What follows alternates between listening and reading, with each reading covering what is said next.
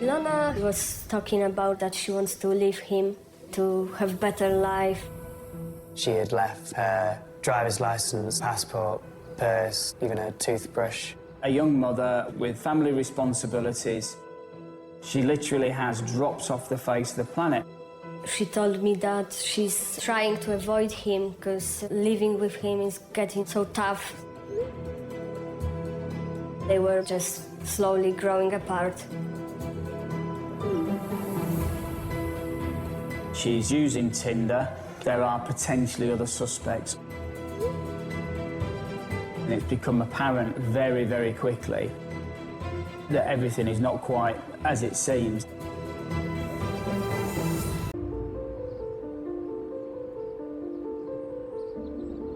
Ilona was initially reported missing by her partner, Camille, on the 11th of November, but she'd actually not been seen since the 9th. He said that he's been out for the evening, that he's come home at roughly 11 o'clock. She's indoors and he's gone to bed and that was it. And then he's got up in the morning at 2 o'clock to go to work and she's vanished. He said he stayed at home and then a few hours later took his daughter to nursery. Initially, when somebody comes in to report somebody missing, you would start off with things that you know as fact. So when she was last seen, when she was last spoken to, Ilona had a young daughter who was still at home. A mother doesn't often leave a 3-year-old daughter without notice. That's not something that happens, and it wasn't in Ilona's personality to just leave. So I think there was instantly a feeling of shock and fear as well. Mothers do abandon their children. However, mothers who have previously been consistent, reliable, don't tend to do that. For mothers like Ilona, this is absolutely out of character.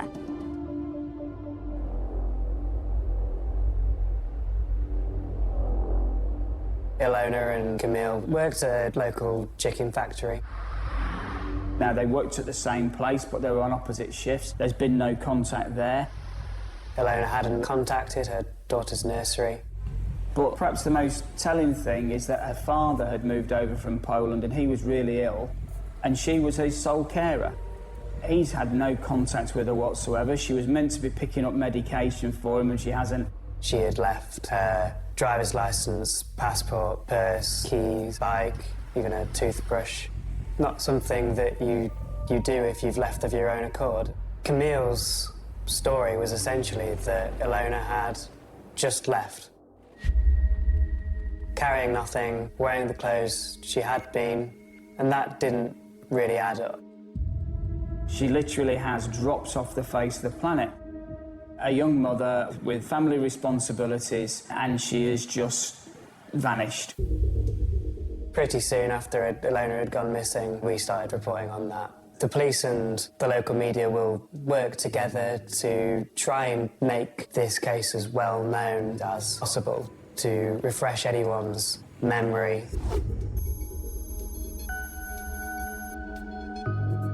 One of the first steps, and it's absolutely critical to any investigation, is establishing a timeline.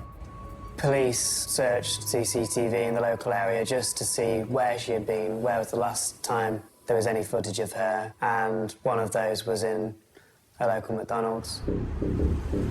Ilona's seen with her little girl Lenka at McDonald's at 4 p.m. that day, so you know for a fact that she's there, you know that she's been there. Police have seen who they believe to be Ilona.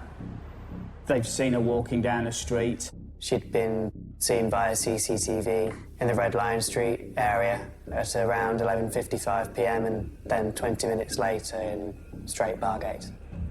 This alludes to the night that she's alleged to have disappeared. There's then subsequent sightings over about the next hour, 20-minute interval.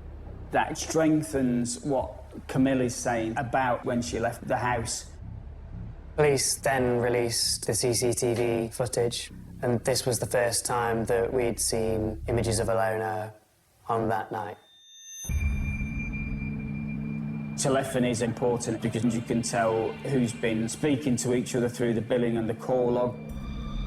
So what we know is on the evening of the 9th, Ilona had a 14-minute call with her sister from 10:42 until 10:56 p.m. It transpires she told friends and family that the relationship wasn't going well. It had run its course and that she told him, as far as she was concerned, it was finished. She was talking about that she wants to leave him, to have better life, to give better life to their child. I was a close friend of Ilona. We met at work, where we were working together in the food factory. Ilona had a plan to come to England to earn up some money for her studies, and she wanted to be professional vet in the future. Ilona liked to spend time in nature, to spend time with friends, and she was laughing a lot. She liked adventures. Z Iloną poznałyśmy się na fabryce, na której razem zaczęłyśmy pracować. Po prostu spotykałyśmy się ze sobą w wolnym czasie. Dużo znajomych w tym momencie. Bardzo była pozytywną osobą.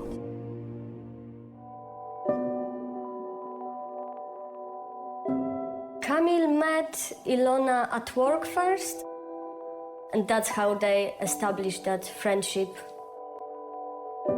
Zaczęli rozmawiać o rybach i Kamil zaraził chyba Ilonę wtedy tą pasją do łowienia ryb. I tak pociągnęła się ta znajomość dalej. Słuchać, czy jeszcze ten? Nie, najpierw pomyśl życzenie też. From the beginning, their relationship was very good. They were very happy, they were caring for each other, and they were in love, and I could see that for sure. Nikomu nie mów. XXI wiek, wiesz, nikt się nie patrzy, wszyscy wiecie, ale... When the baby came along, they started to work on opposite shifts, and they never had any days off together. So they were missing time together and just slowly growing apart. I think their life was getting much harder for both of them because they were struggling with money. Becoming a new parent puts so much pressure on a relationship. You are going to have to prioritise the needs of that little one over your own needs and over the needs of your partner.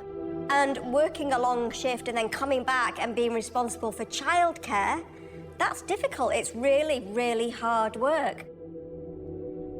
He was always coming back from work and smoking weed, and it was getting like addiction for him.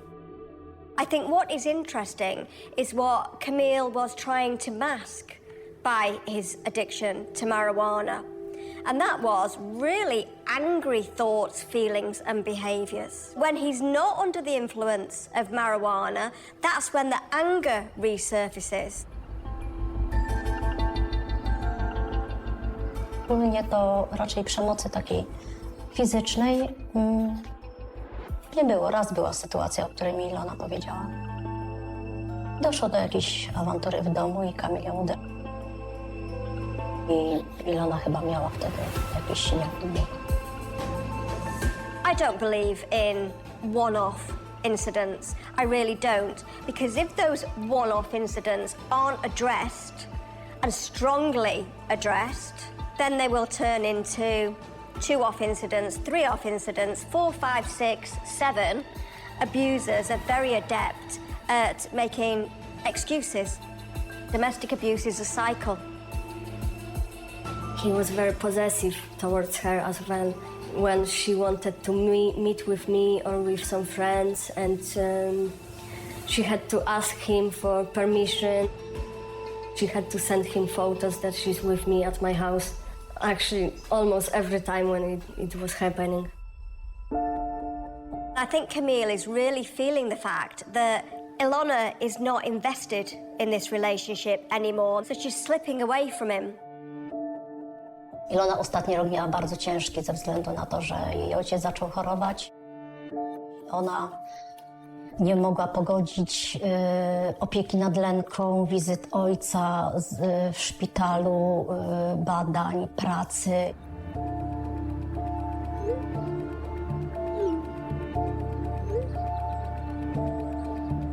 Po prostu już coraz częściej myślała o rozwiązaniu, o zerwaniu z tym wszystkim.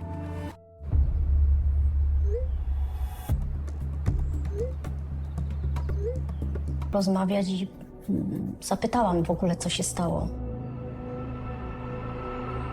Zaczęłam dopytywać, ale mówię, czy może pokłóciliście się, może jakaś wymiana zdań. Mówi, że nie, po prostu on się położył, a ona zniknęła. Po prostu nie było jej. Wyglądał na bardzo załamanego. Był bardzo smutny. Powiedział, że jak coś będzie wiedział, to da mi znać. Ja po prostu nie dopuszczałam do siebie myśli, że mógłby coś takiego... Camille seems to be saying all of the right things. And of course, these friends know Camille. And nobody wants to believe that somebody that they know can possibly be involved in the disappearance of their wife. It seems like something you might read about in a newspaper, that it can never happen to you or somebody that you know. But of course, statistically speaking, Camille is the first person that the friends should look at.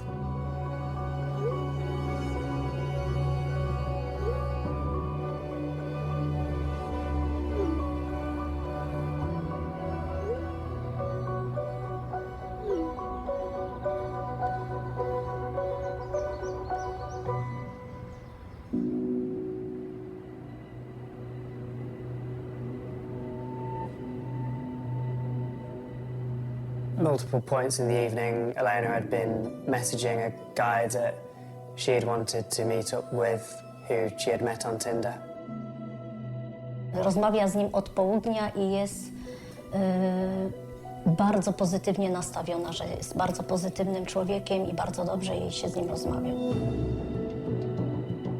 They were arranging to meet up the following Saturday to play pool in Lincoln. They're messaging each other. There's quite a quick response because they both want to be meeting each other. At 11:56, Elena received a message from the guy which read night, and that was followed by a kiss, but there was no reply to that.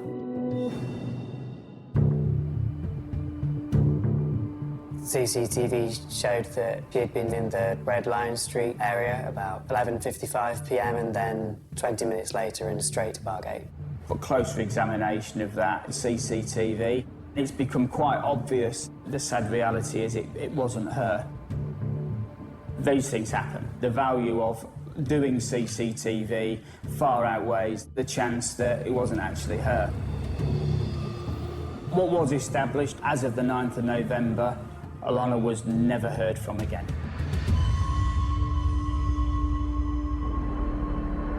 Elena's mobile phone was detected as being in Wormgate, but never detected from any other mast away from the house. What you can infer from that is that it never left the house. Police discovered that Ilona had remained in touch with her ex-boyfriend, and they saw on his phone that there was a message between them at 7 p.m. on the 9th. But all messages had been wiped from his phone, bar one message. That was immediately suspicious for the police. There are potentially suspects, such as the gentleman that she was meant to be meeting and a former partner. He was arrested because he'd been in contact with her.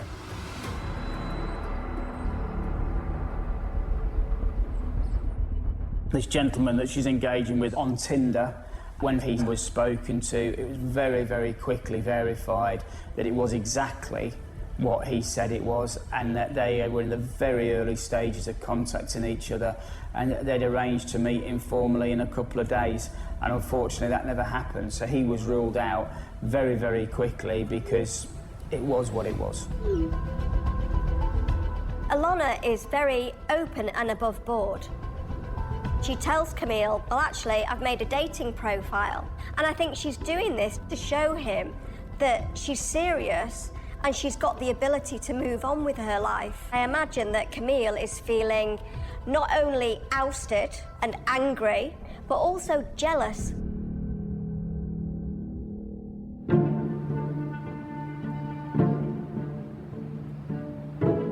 Camille's brought in to give a statement as a witness. Now, the crucial thing, it's a very, very well-worn saying, is the ABC of detective work. Assume nothing, believe no one, challenge everything. So you would take Camille's version of events and you would be looking to prove or disprove that, corroborate it, or at the same time disprove it, at which point he would become more of a suspect. The call to her sister finished at 10:56 and Camille claims that he came back at 11 p.m, some 4 minutes later. From that point, there were no other messages or any kind of communication from Ilona to anybody else. At 11:56 that night, the gentleman that she's been messaging from Tinder has sent her a message saying goodnight with a kiss after it, and that's gone completely unanswered, which again was hugely out of character. Camille had said that he had gone to bed as per usual that night and had got up at 2:20 a.m. to go to work, and that was when he found Ilona missing. Or at least that's what he said had happened. Camille has said that she's taken this box cum pile of £2 coins to provide for her when she left the house. You need an awful lot of £2 coins. It's become apparent very, very quickly that everything is not quite as it seems. It's all started to unravel because the £2 coins were found hidden in a suitcase. Somebody's put them there. There's 2 people in that flat. There's a 3-year-old child and there's Camille. It's not going to be the 3-year-old child. When the search was conducted, there was extensive evidence of blood. There's been very heavy blood staining in the bathroom, but more crucially, evidence of a clean-up in the bathroom, which is not necessarily consistent with the rest of the house. An excessive effort has been made in the bathroom to clean up what has obviously been quite a large spillage, but you can't get rid of it all. There's been significant blood found in and around the sofa in the front room. The police collected this evidence and they sent it off to be tested forensically.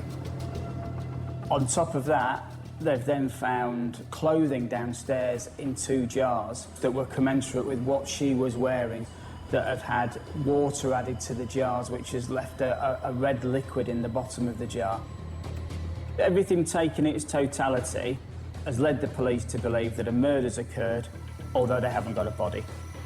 You then have to start going about proving who could have done that.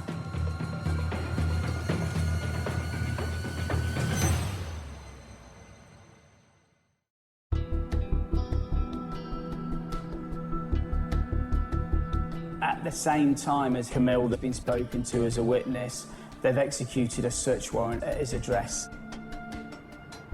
There are patches of blood by the couch where he said he was sat on the night that she went missing. The blood has been tested and has come back and confirmed as Ilona's the day that she disappeared. The former partner of Ilona, he'd messaged her. Rather unfortunately for the gentleman concerned, he deleted the messages from his phone, which raised suspicion on behalf of the police. Ilona's ex was arrested. But it quickly became apparent that he had a legitimate reason for clearing his phone, and that was because he was planning on selling it. This was innocent and just Unfortunately, they had done it at this time, and he was subsequently released.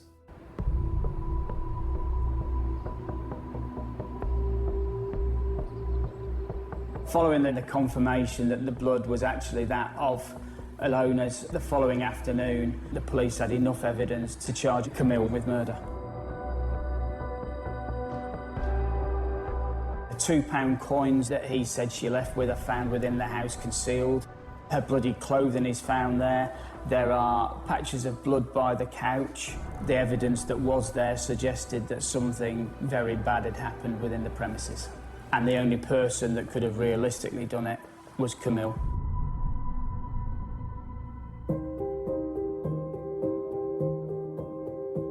W pracy, jak mi koleżanka przysłała wiadomość.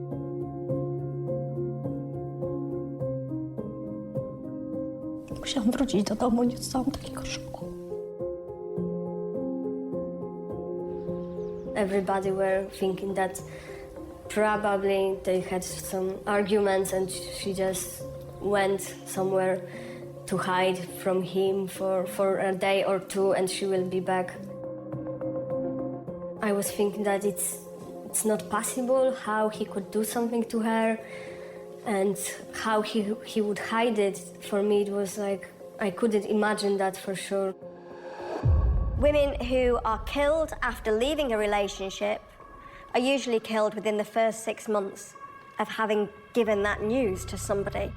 So there's a 6-month time frame, if you like, where things are heightened and you are in danger of becoming a victim of the violence of your partner.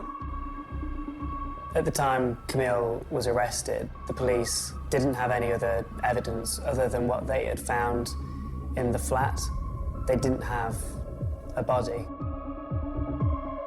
That in itself could be problematic when it comes to trial, because ultimately, not only would that give the family closure, but it would still improve the case significantly and prove beyond any doubt whatsoever that she was in fact deceased. The police made extensive inquiries to try and find the body or further evidence. Tam był cały czas zagrodzony teren, szukali wszędzie. Na wszystkich, w wodzie, w studzienkach, w śmietnikach.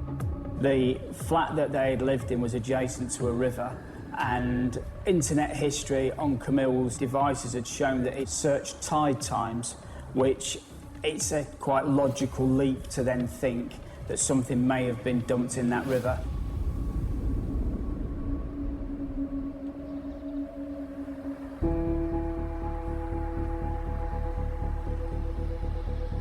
So this is the River Witham where police had been searching, and then Wormgate just over there, which is where Camille and Ilona lived. Whole area down there was cordoned off by police officers. Camille was questioned about why specifically he'd searched for the tide times for the River Witham, and he came back with a response that it was because he was a keen fisherman. And in actual fact he was, and so had Ilona been a keen fisherman as well. His partner is missing. In a carrier bag, so they would have preserved them slightly. Having said that, they've still been out in the open, so it's not immediately apparent whose they are. Police had found CCTV footage of Camille cycling in the early hours of the morning of the 11th of November near their home. Police analysed phone masts which showed that on the 11th of November between 3:07 a.m. and 3:08 a.m. Camille's phone was picked up twice in Witham Way Country Park. Camille denied this and said that he was at his flat in Wormgate, and if not, he was just outside smoking weed. The body is immediately taken to the mortuary where a special post-mortem is undertaken.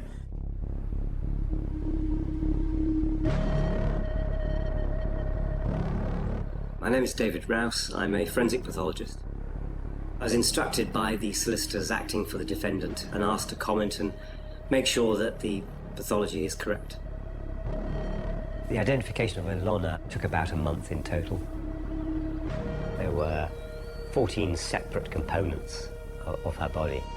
Since the torso has not been found, I think it's reasonable to assume there was a 15th component somewhere else. Body parts were in bags which had been double wrapped, some had been ripped, so there's a lot of decomposition. The identification of Ilona was through taking the fourth lumbar vertebra and extracting the DNA from that to match that. There's also tattoos. Now, she had 3 tattoos. They would be used, relatives would say, yes, you know, she had a tattoo here, and you match it up.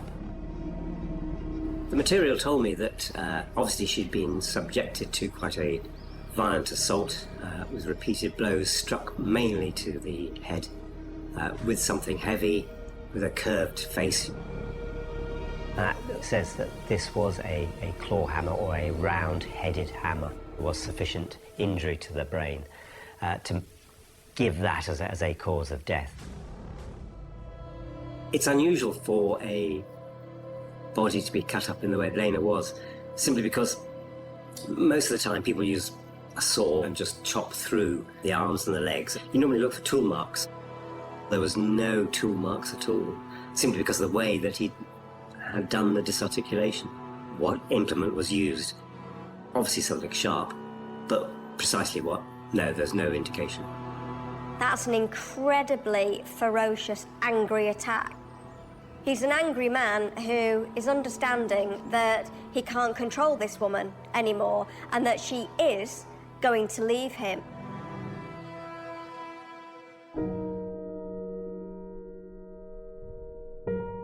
That was the most shocking thing in my life, I think. That park wasn't the same for me anymore. I was even traumatized to go there, really. I didn't really want to visit that park anymore.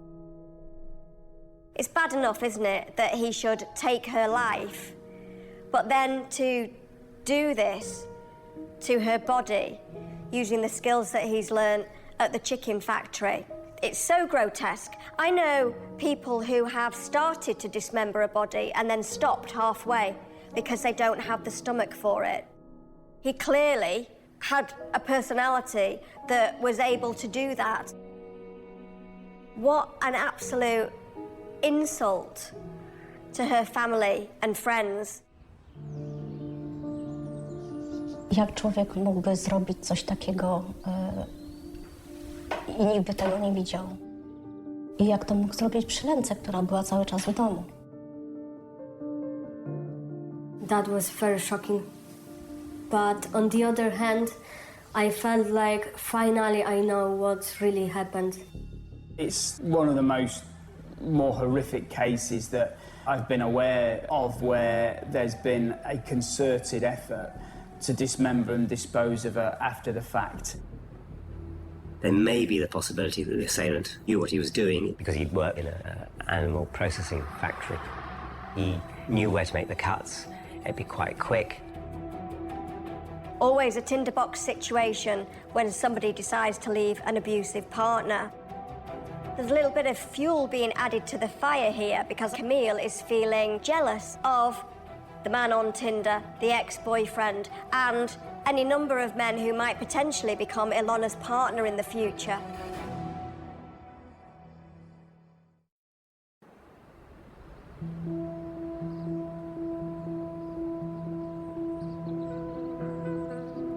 Camille's trial was initially scheduled for April. However, having found the body in February, the trial was pushed back until September.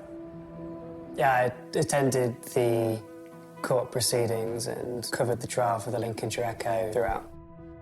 It was difficult to forget this one, purely because of the violent nature of it.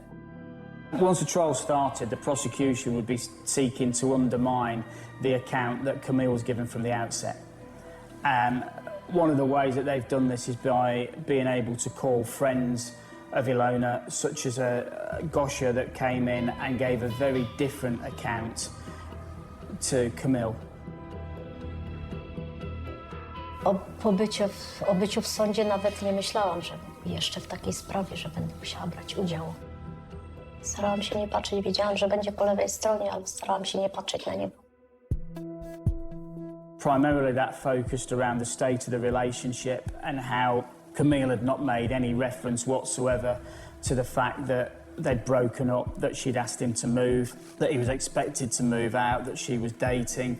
Whereas Gosha was able to provide a very compelling... Had seen the messages on Ilona's phone, became very angry, and in a jealous fit of rage had taken a hammer and beaten her to death with it. Nobody wants to believe that somebody they know who has been a loving partner at some point and is a father to a child is capable of doing such a terrible thing. This attack, it was accepted, was not premeditated, but it was an angry, ferocious attack from an angry, abusive man.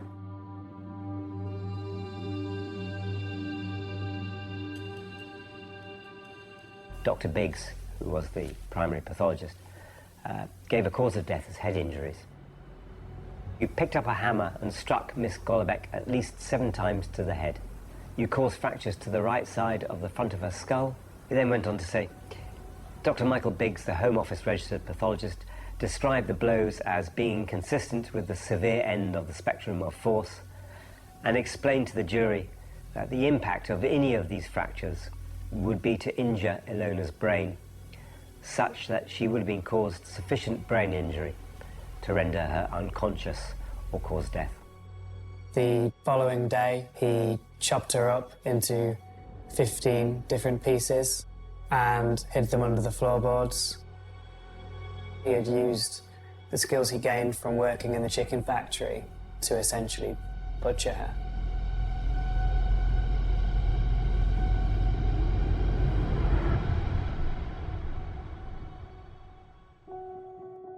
I believe that the dismemberment happened in desperation to cover his own tracks. Now, bearing in mind that he also did this whilst his daughter was sleeping in another room. Thank God she didn't wake up, but what a thing to grow up and realise. It's incredibly shocking.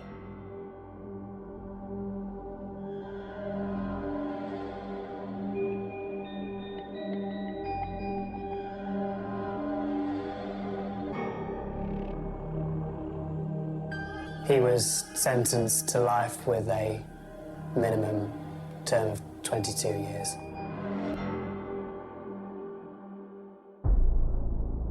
The judge said, "You have been convicted of the murder of Ilona Golombek. Yesterday, October 20th, would have been her birthday. You, while your 3-year-old daughter was asleep, picked up a hammer and hit her at least 7 times to the head. You then took steps to cover up your tracks. You lied to her friends and relatives to see if you could save your own skin. This was a brutal and bloody and senseless killing." Camille's emotions were very minimal throughout the whole thing. He basically sat and stared and didn't really show any emotion throughout. Even when he was being sentenced, there was nothing emotive coming from him at all. At no point has Camille ever admitted what he's done. Ilona's torso has never been found, and just much. It slips beneath the rattle of shopping carts on broken sidewalks, beneath the distant bark of a dog behind a chain-link fence, beneath the grind of traffic rolling past liquor stores with barred windows and hand-painted signs fading in the sun.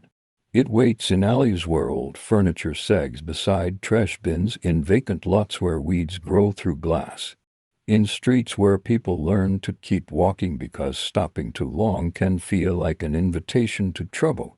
In places like that, danger does not always look dramatic. It can look patient. It can look familiar. It can look like a car easing up to the curb after midnight, like a face half lit by dashboard glow, like a voice that sounds calm enough to trust for just 1 second longer. For years, women disappeared into that darkness, and too often the city barely flinched. Their names did not move the machinery of urgency the way other names might have. Their families grieved in neighborhoods already accustomed to being overlooked. Their absences settled like a second layer of dust over streets that had seen too much and been promised too little. And while Los Angeles kept turning its bright face toward beaches, billboards, and red carpets, another Los Angeles stood under flickering street lamps and waited for dawn with the uneasy knowledge that something was wrong. Something had been wrong for a long time. The man later identified as Lonnie Franklin Jr. was eventually linked to a series of murders spanning years, with many of the victims being women from South Los Angeles. And the case came to symbolize how serial violence can continue when those targeted live at the edges of public concern. LAPDonline.org won, but at the beginning, there was no symbol. There was only a pattern so faint it could be mistaken for coincidence, especially by anyone who did not live close enough to feel it tightening. At first it was just a murmur carried from porch to porch, salon to salon, kitchen table to kitchen table. A woman had not come home. Another had been found in an alley. Someone knew someone who had last seen her getting into a car. Another family called hospitals, then jails, then the morgue. Another mother sat at the edge of a bed that had not been slept in and stared at a jacket hanging on the closet door as if it might still hold the shape of the daughter who used to wear it. Fear spread not like an explosion but like a stain, slow and creeping, soaking into conversations and routines. Women glanced over shoulders more often. Men who loved them offered rides, warnings, arguments, prayers. Doors were locked earlier. Curtains twitched at the sound of unfamiliar engines. And still life went on, because life always does, even when dread has moved in and begun setting the table. Morning buses still coughed to the curb. Children still walked to school past cracked walls bright with murals and names painted in memory. Music still drifted from open windows on warm evenings. The city still sold its glitter to the world. But under that surface there was another rhythm, one measured in missing daughters, in whispered cautions, in newspaper lines too small for the pain they contained. The women who would later be counted in headlines were not headlines when they were alive. They were daughters who once laughed with their heads thrown back. They were girls who borrowed lipstick in bathroom mirrors. They were sisters who knew the private language of family jokes. They were women who had favorite songs, cheap earrings, old hurts, impossible hopes, and the stubborn human instinct to believe that tomorrow might open into something better than today. Some had already been bruised by life before the killer ever crossed their path. Some were trying to outrun addiction, poverty, loneliness, or the crushing mathematics of survival in a city where mercy was scarce and judgment came free. Some were trying simply to make it through the night. That is the ugliest part of what happened here, and perhaps the most revealing. The killer did not move through a vacuum. He moved through a world already full of people willing to look away. He hunted where indifference had softened the ground. He operated in a landscape shaped by neglect, where the suffering of certain women could be filed too easily under words like vice, addiction, prostitution, risk, as if a label could make a death less shocking or a life less sacred. In the years when crack cocaine tore through neighborhoods across Los Angeles and left families fractured, streets altered, and whole blocks living with permanent exhaustion, vulnerability became visible in plain sight. It stood on corners, it sat at bus stops, it leaned against payphones, it walked alone after midnight under orange streetlights that made every face look tired. The city learned to classify human beings by how much outrage their pain could attract. Some disappearances stirred helicopters and front-page panic. Others barely disturbed the air. South Los Angeles knew that difference intimately. It knew what it meant to call for help and hear delay. It knew what it meant to live in a place reporters visited for blood and left before the grieving was finished. In that climate, suspicion had room to grow. A murder did not need magic to vanish. He needed only time, opportunity, and a population the wider world had already chosen not to see clearly. So the darkness thickened year after year. The streets themselves seemed to remember. Alleyways became more than shortcuts. They became places where people's voices dropped. Dumpsters, vacant lots, and narrow strips of pavement behind apartment buildings carried a new emotional weight, as if ordinary spaces had been made to hold something rotten and hidden. Even the weather seemed to conspire with memory. On hot nights the air pressed down like a hand, trapping the smell of asphalt, oil, old beer, and summer rot. On cooler mornings a gray marine layer drifted inland and made the city feel muffled, as though Los Angeles were holding its breath. Somewhere in that half-light, families waited for answers that never arrived quickly enough. Somewhere, detectives ordered fragments and forms and photographs and witness accounts, trying to decide whether they were staring at separate tragedies or one long sentence written by the same hand. Somewhere, a survivor remained the most frightening kind of witness, living proof. The series of killings later associated with the Grim Sleeper began in the mid-1980s and stretched over decades, with one woman surviving an attack and helping reinforce the belief that a single predator was responsible. Homicide.lawtimes.com. But in the opening chapter of this story, certainty had not yet arrived. There was only unease, and unease is difficult to prosecute. Unease does not come with fingerprints. It comes with mothers who stop sleeping well, with neighbors who memorize license plates without knowing why, with women who tell each other to stay alert, though alertness is a thin shield against a man who has patience and a gun and the discipline to blend into the wallpaper of everyday life. The hook of this case is not only that one man could allegedly kill again and again while remaining hidden in a city of millions. It is that he could do so in a place where warning signs existed, bodies were found, fear was shared, and yet the full weight of public horror arrived late. That delay is part of the violence. It curls around the case like smoke. It asks a question more disturbing than the usual true crime fascination with monsters. What kind of world gives a monster this much room? Because serial murder is never only the story of the killer. It is also the story of the terrain that lets him move. It is the story of institutions that fail to connect what should have been connected, of social hierarchies that decide whose disappearance is treated as emergency and whose is treated as consequence, of communities forced to become their own archivists of pain because no one else is keeping the records with enough care. South Los Angeles became exactly that kind of archive. The grief there was not abstract. It had addresses. It had church pews filled with relatives in dark clothes. It had framed photographs propped beside candles. It had fathers swallowing anger until it hardened into silence. It had mothers repeating names so those names would not be erased by the language of police files.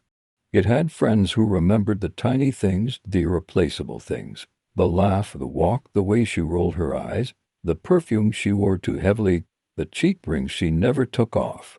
Those details matter because killers erase by reduction. They shrink lives to a method, a body, a timeline. But before anything else, before evidence boards and courtroom exhibits and grim nicknames bestowed by the press, there were women whose lives were wider than the way they died. And there were neighborhoods that felt the loss in ways no official summary can fully capture. Imagine a house where the porch light stays on until sunrise because no one wants to admit what they suspect. Imagine a sister listening for footsteps that never reach the door. Imagine an aunt standing at a stove, stirring something she will not eat because the body needs a task when the mind is breaking. Imagine the television muttering in another room while the family waits for news, and every sound from the street pulls heads toward the window. That is where this story begins, not in a courtroom, and not in a headline, but in waiting, in dread. In the slow realization that what first looked like isolated cruelty may in fact be something colder, more organized, more relentless. Los Angeles is a city famous for reinvention. But some neighborhoods are denied even the luxury of being surprised. They know too well how violence can settle in and make itself ordinary. They know how quickly a woman can be blamed for her own vulnerability. They know how an alley can become a grave and then, by morning, become just an alley again to everyone who does not have to carry the memory. That is why the opening of the Grim Sleeper story must be told with the city itself watching from two faces. One face gleams, the other endures. One sells fantasy, the other buries daughters. And in the shadow between those two faces, a predator kept moving, nourished not only by his own appetite for domination but by the silence around the women he chose. Years later, when the arrest finally came, and the case was pulled into the bright, unforgiving light of national attention, the facts stunned many people who had not been paying close enough attention before. Franklin was arrested in 2010, and prosecutors later say he had murdered 9 women and a teenage girl, with the case drawing renewed attention to the victims and to the long neglect surrounding the killings. LAPDonline.org 3 But the true hook lies earlier, in the years when the fear was local, intimate, and easier for the wider city to ignore. It lies in the terrible quiet before the case had a famous name. It lies in the gap between the suffering itself and the moment powerful institutions finally treated that suffering as worthy of concentrated attention. That gap is where this story breathes its coldest air. Because, while the killer was sleeping or pretending to, or walking through South Los Angeles like any other man, families were already living the nightmare wide awake. And if you listen closely enough to the beginning, before the evidence is assembled, and before justice starts clawing its way forward, you can hear the case announcing itself in the only voice it had left then, not through spectacle, but through absence, through the empty chair, through the phone that never rings, through the bedroom that keeps its secrets in plain view, through the long night in South Los Angeles, where women kept disappearing and the dark, for far too long, was allowed to keep what it had taken. To understand how the Grim Sleeper case could endure for so long, it is necessary to step into South Los Angeles as it existed in the years when the violence began to take shape, not as an abstract backdrop for a crime story, but as a living place carrying the weight of history, neglect, endurance, and contradiction. This was not the Los Angeles sold to the outside world in postcards and films. This was not the city of sunset boulevards, studio gates, and ocean light. South Los Angeles lived under a different atmosphere, one made of overwork, suspicion, noise, memory, and survival. The streets held people who know how to read danger quickly because they had to. Mothers measured time by bus schedules, rent deadlines, and whether their children were home before dark. Men returned from jobs that exhausted the body or from job searches that exhausted the spirit. Grandmothers watched neighborhoods change from front porches and kitchen windows, their faces tightening year by year as stores closed, drugs spread, and the sense of public abandonment hardened into something almost architectural. Paint peeled from fences. Sirens moved through the night so often that silence itself could feel unfamiliar. The city was immense, but in these blocks the world could narrow to a few intersections: a church, a liquor store, a bus stop, a corner market, and the unspoken knowledge of who belonged where and who might bring trouble with them. This was the environment in which fear did not announce itself as an interruption. It folded into the texture of daily life. By the time the killings later linked to Lonnie Franklin Jr. began to emerge from the shadows, South Los Angeles was already a place where people had learned not to expect the same urgency from institutions that wealthier neighborhoods took for granted. That context matters because crimes do not exist in isolation. They happen inside systems of attention and indifference, inside communities shaped by what has been neglected, broken, or denied. South Los Angeles in the 1980s and 1990s was living through the aftershocks of economic decline, disinvestment, racial inequality, aggressive policing, gang violence, and the devastating spread of crack cocaine. These forces did not simply create hardship, they changed the emotional climate of the neighborhood. They altered what people believed was possible, what they feared, what they normalized, and what they learned to endure. Entire blocks could feel both crowded and abandoned at once. Children played under the watch of adults who had seen too much. Nighttime carried its own map of risk. There were places where women did not want to walk alone, places where cars slowed for reasons that made the body stiffen, places where men lingered too long with the practiced stillness of those waiting to see what the night might offer. In such an environment, vulnerability was not evenly distributed. It gathered around certain people more heavily than others, especially women living close to the fault lines of addiction, poverty, unstable housing, street-level survival, and sexual exploitation. Many of the victims later associated with the Grin Sleeper case came from precisely those margins. That fact was not incidental. It was the center of the story. The women targeted were not invisible to the people who loved them. They were daughters, sisters, mothers, cousins, friends, women with histories and voices and private humor and pain. But they were often treated as socially disposable by the structures around them. And that difference between being loved intimately and valued publicly may be one of the most haunting features of the entire case. It helps explain how alarm can exist at the neighborhood level while broader attention remains dim. It helps explain how patterns can be felt by families before they are honored by official recognition. It helps explain why whispers can circulate for years before a city finally hears them as evidence rather than noise.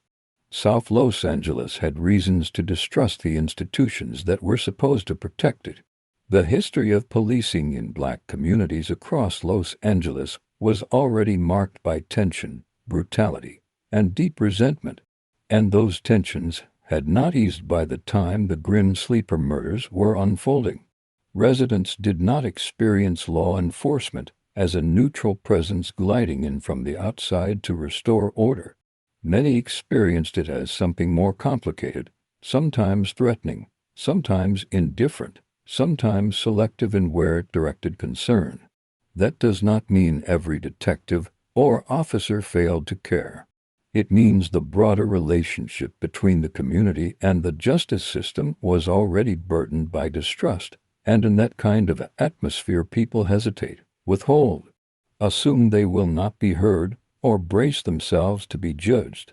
When victims are poor, black, addicted, or involved in street economies, the assumptions surrounding them can be especially cruel. Their disappearances are more easily folded into narratives of personal collapse. Their deaths are more easily viewed as expected outcomes rather than urgent violations. The language used around them can begin to strip away personhood long before anyone says so openly. She was using, she was on the street, she was in trouble, she was mixed up in things.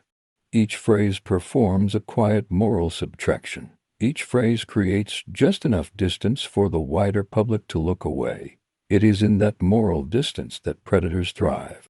Lonnie Franklin Jr. would later come to represent, in the public imagination, not only the horror of serial murder but the horror of how easily some victims can be abandoned to slow-moving concern. The nickname attached to the case carried its own bitter meaning. The Grin Sleeper suggested a killer who seemed to pause and then resume, as though the violence had drifted underground before surfacing again. But the phrase also accidentally evokes the deeper sleep surrounding the case, the sleep of institutions, of public outrage, of a city that remained drowsy to the suffering concentrated in one of its most neglected regions. Context here is not a decorative frame. It is the machinery that allowed time to pass. Franklin himself did not emerge from nowhere. He lived in the same city, moved through the same streets, occupied the same social landscape that had already been conditioned by inequality and silence. Born in 1952, he was part of a Los Angeles shaped by post-war change, racial division, industrial labor, neighborhood identity, and hardening lines of segregation. and economic separation. By the time he was an adult, the city had already become a place where class and race determined not only where one lived, but how one was seen, how one was policed, and how much one could expect from the future. Men like Franklin could appear ordinary enough on the surface, especially in neighborhoods where people minded their business out of habit or necessity. That ordinariness is one of the most chilling things about many serial offenders. They do not need theatrical evil. They need routine. They need to know how to pass through the world without attracting the wrong kind of attention. They need to understand what others overlooked. In South Los Angeles, where so many lives unfolded under pressure, a man who looked like part of the landscape could disappear inside it. The larger city had already conditioned itself to see danger in crude, simplified ways, often as gang conflict, drug trade, or anonymous urban disorder. But serial predation moves differently. It is intimate, methodical, and opportunistic. It studies not only people, but systems. It senses who will be missed loudly and who will be missed quietly. It gravitates towards situations where shame, addiction, unstable housing, or strained family ties can delay a coordinated response. It takes advantage of women who must weigh immediate survival against vague dread. A woman getting into a stranger's car is often imagined later by outsiders as making a reckless choice, but that judgment hides the context that surrounded such moments. For some women in South Los Angeles during those years, every hour was shaped by pressures invisible to people who slept safely behind locked gates in other parts of the city. Money, drugs, fear of withdrawal, a need to get home, a need to escape someone else, a belief that this car would be no worse than the last one.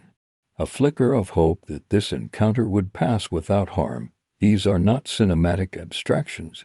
They are the real, grinding conditions under which fatal decisions can be made. The killer's success depended not only on his brutality but on his ability to move through a social world where women were forced into danger by the logic of deprivation itself. The geography of the case reflects that reality. South Los Angeles was not one single mood or story, but a patchwork of blocks, alleys, residential streets, motels, industrial stretches, and commercial scraps stitched together by movement and exhaustion. During the day there were school children, churchgoers, mechanics, mothers with groceries, old men in folding chairs, radios playing from garages. The smell of frying food and gasoline drifting through warm air. At night the same spaces changed posture, corners sharpened, shadows lengthened around parked cars. Certain streets became transactional. The city did not go quiet, but its sound shifted into another register, less innocent, more guarded. In places where women worked the streets or moved through drug markets, danger could feel both obvious and strangely normalized. Everybody knew something bad could happen, but not every bad thing became a headline. That difference matters. Serial killers rely on repetition, but repetition only works when each event fails to trigger full collective alarm. If the same thing happened in a wealthy neighborhood, fear would condense immediately into political pressure. Cameras would arrive, officials would answer questions, resources would flow.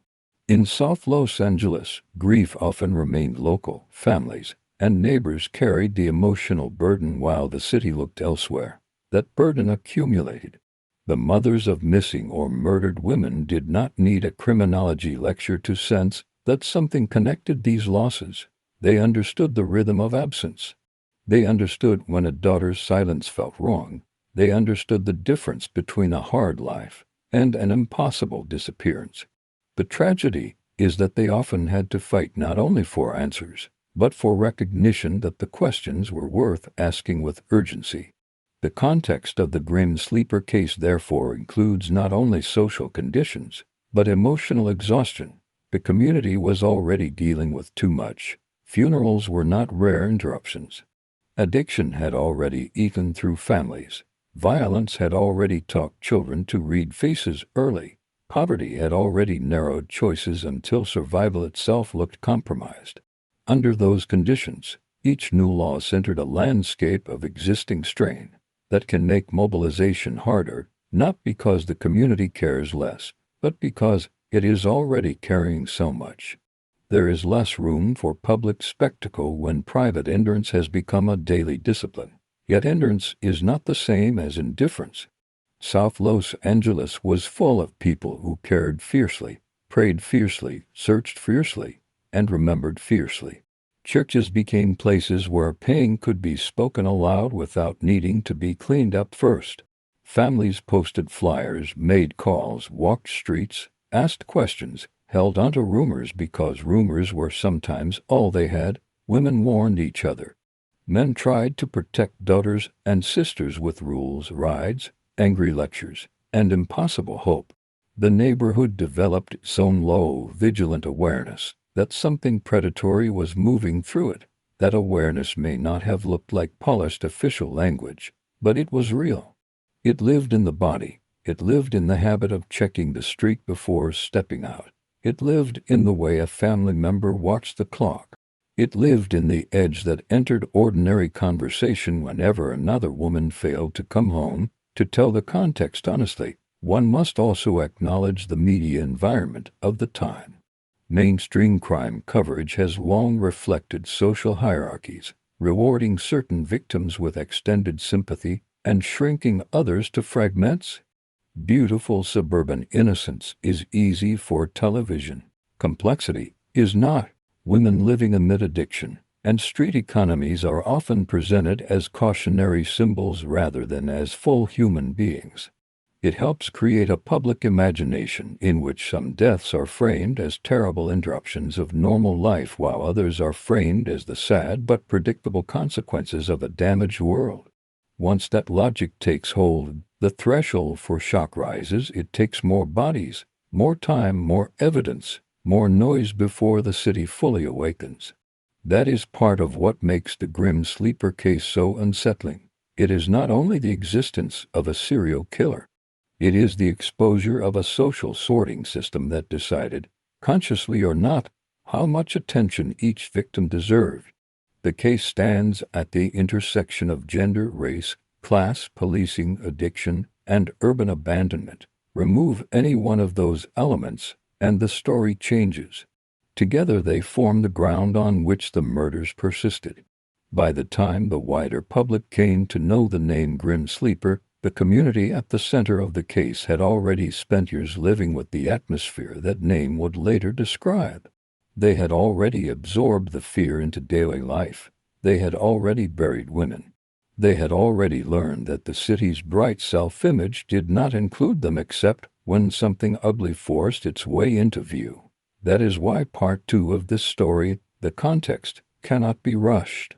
Before there was a famous case, there was a neighborhood left to manage its own dread.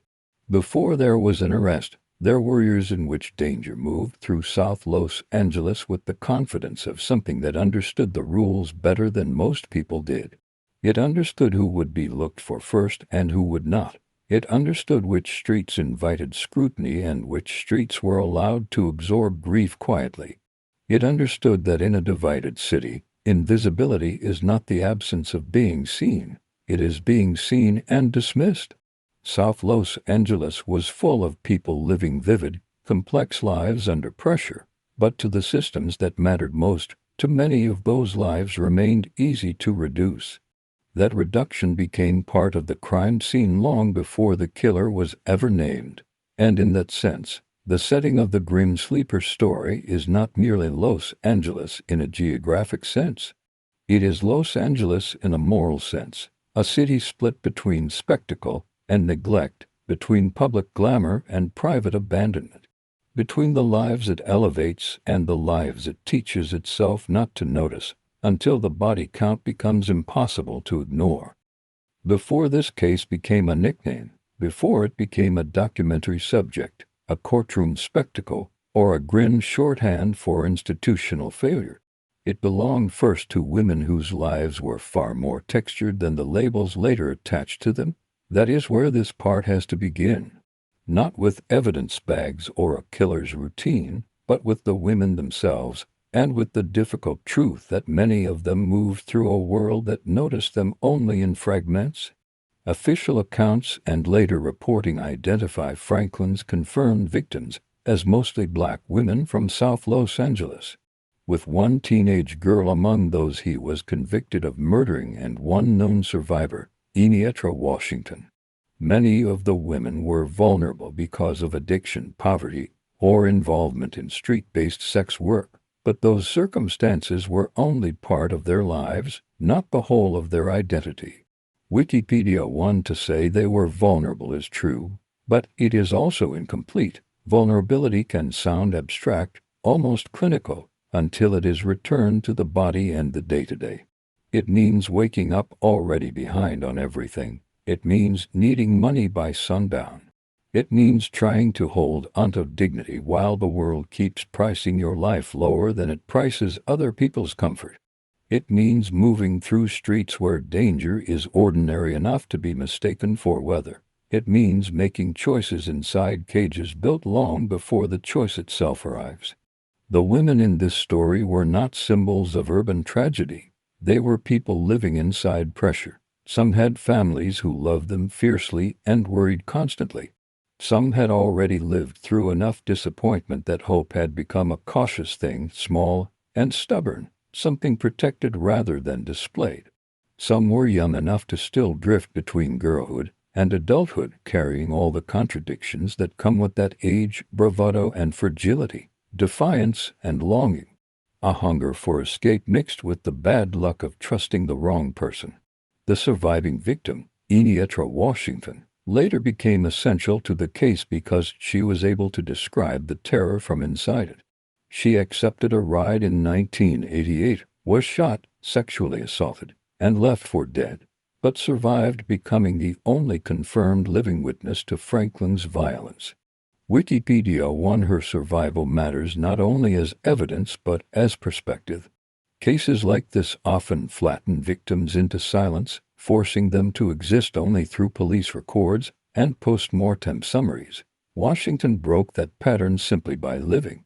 Her presence in the history of the case reminds us that the line between the dead and the living here was sometimes no more than a breath, a moment, a miscalculation by the attacker, a body refusing to yield even after being treated as disposable. And if one woman survived, then the emotional truth of the case changes. The fear was not theoretical. It sat in the passenger seat. It smelled the upholstery. It watched the driver's hands. It felt the instant when a ride stopped being a ride and became a trap. But before any public understanding of serial violence formed, there were individual women moving through South Los Angeles with private histories no one outside their circles bothered to learn well enough. Deborah Jackson, one of the first confirmed victims, was 29 years old when her body was found in 1985. Henrietta Wright was 35 when she was found in 1986. Alicia Alexander was only 18 when she was found in 1988. Valerie McCorvey was 35 when her body was found in 2003. Janisha Peters, another victim named in reporting on the case, was 25. The span of ages alone tells its own story. These were not interchangeable lives. They were women at different points in adulthood, carrying different wounds, different habits, different memories, different ways of laughing, dressing, arguing, dreaming, surviving. Wikipedia won. Some were old enough to know disappointment intimately. Some were young enough to still believe they had more time to repair what had gone wrong. One of the most brutal features of this case is that it struck women who were already fighting hard to remain visible to themselves. Life on the margins demands performance. It asks a person to seem tougher than she feels, calmer than she is, less frightened than she ought to be. A woman may stand on a corner under a streetlight with her shoulders relaxed and her face unreadable, but inside she may be calculating everything at once, how much money she needs, whether that man in the car looks dangerous, whether she can trust the next 10 minutes, whether she can make it home before someone comes looking for her, whether anyone would come looking at all. Outsiders often talk about victims like these as though they existed in a vague criminal underworld, but that phrase hides more than it reveals. There is no underworld. There is only the world, arranged cruelly enough that some people are forced to survive closer to its teeth. Franklin's victims were found outdoors, often in alleys and other exposed places in South Los Angeles, and prosecutors said he preyed on vulnerable black women over many years. Wikipedia won. The public learned those facts eventually, but facts are stripped clean. Families do not remember facts first, they remember the smaller things. The way someone knocked on the front door, the way she leaned over a sink to fix her makeup in bad light, the particular impatience in her voice when she was tired, the shoes she wore too often, the little lies she told when she didn't want relatives to worry, the calls she did make and the ones she missed, the promises she made casually and meant sincerely. I'll be back later, I'm fine, don't wait up, I'll call tomorrow. Cases like this are made unbearable because ordinary language survives longer than the body. Somewhere, after one of these women disappeared, a family member kept hearing her in the house, kept expecting the door, kept looking at the clock and bargaining with the hour, kept telling themselves that silence did not have to mean death. In communities burdened by addiction, unstable housing, and poverty, absence can be deceptively difficult to measure at first.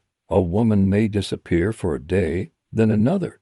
She may be in jail in treatment, at a friend's apartment, with a man she should not trust, sleeping somewhere no one can reach her, trying to outrun withdrawal, shame, debt, danger, or herself.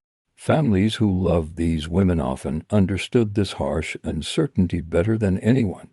They knew that a missed call did not always mean catastrophe, but they also knew when the pattern of silence changed. They knew when dread entered the room and refused to leave.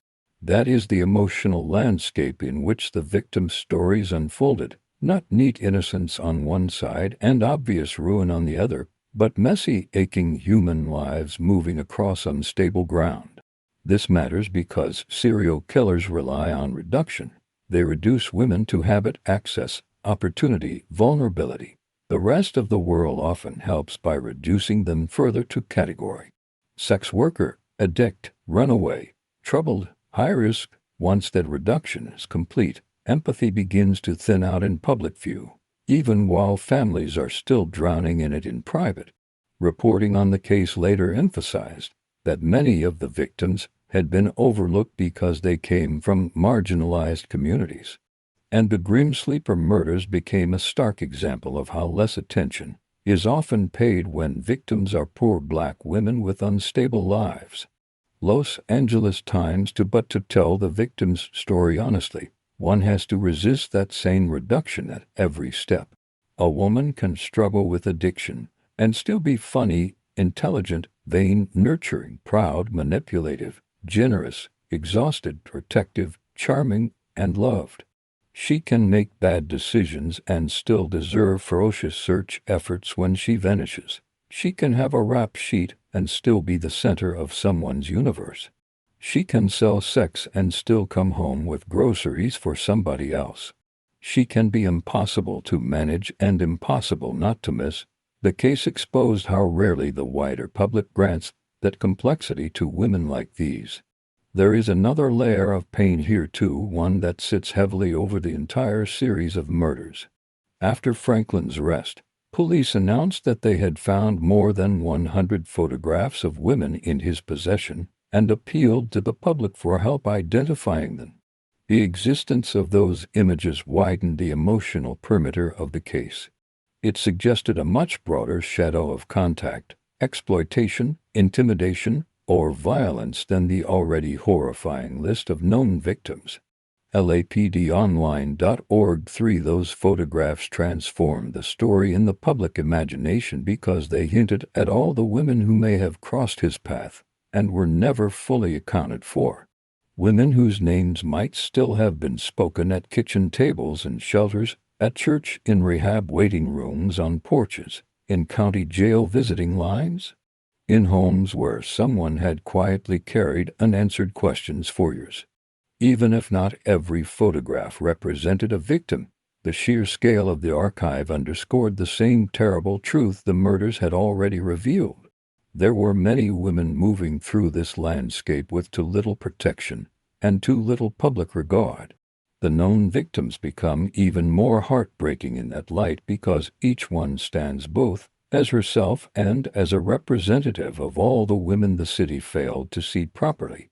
Part 3, then, is not a catalogue of deaths. It is a restoration of presence. It is the effort to bring these women back into the frame as living people before the narrative once again shifts toward violence, forensics, and law. Try to imagine one of them before the night closed in, not the body in the alley, not the case file, not the trial exhibit. Imagine the woman. She is standing in a bathroom lit badly enough to make everyone look tired. She is adjusting her shirt. She is telling herself she only needs a little money, only a little luck, only one decent break. Or maybe she is younger, still carrying the unsettled impatience of someone who thinks life has not yet become what it is going to be. Maybe she has fought with family. Maybe she plans to come back and apologize later. Maybe she is stubborn enough to believe she can manage whatever the street sends her. Maybe she is trying not to think beyond the next hour because the next hour is already hard enough. Somewhere else, a mother is already uneasy. A sister has already learned how to read her moods. A friend has already warned her about getting into certain cars. None of them know that the ordinary thread of the day is about to be cut. None of them know that years later, strangers will hear her name in court and understand only a fraction of what it held. That is the burden of victimhood in a case like this. A life collapses publicly into the worst thing that happened to it. The responsibility of telling the story is to push back against that collapse. Yes, Franklin was convicted of murdering multiple women over a span of decades, and yes, many of the victims were poor black women living at the edges of the city's concern. Wikipedia won, but before they were evidence of a pattern. They were women in motion, still reaching for something. Maybe not something grand. Sometimes survival itself is the grand ambition. Maybe they were reaching for rent money, for relief, for one night without humiliation, for reconciliation, for a place to sleep, for a next chance, for enough distance from whatever was chasing them inside. It does not diminish them to say they were struggling. It dignifies them to say they were struggling and still here, still moving, still trying, until someone decided their lives could be taken with impunity. The deepest sadness in this part of the story is not only that they died, it is that so many people were ready to understand them only through the manner of their deaths. The families did not do that. The people who loved them did not do that. They knew the full mess of them. They knew the annoying habits, the little vanities, the broken promises, the tendernesses, the birthdays, the comebacks, the humiliation survived, the beauty that still flashed through even in hard years. And in the end, that may be the most faithful way to write this section. Not as a procession of doomed women marching toward a killer, but as a room full of interrupted lives, each one carrying its own weather. One woman had already endured more than she told people. Another was still young enough for recklessness to look like normal life. Another had a family that never stopped feeling the unfinished sentence of her absence. Another survived long enough to say what happened and force the world to listen. Together they formed the human center of the grim sleeper case. Without them, the story becomes just another study in monstrosity. With them, it becomes what it really is, a long record of stolen women, delayed grief, and the unbearable knowledge that they should have been seen more clearly while they were still alive.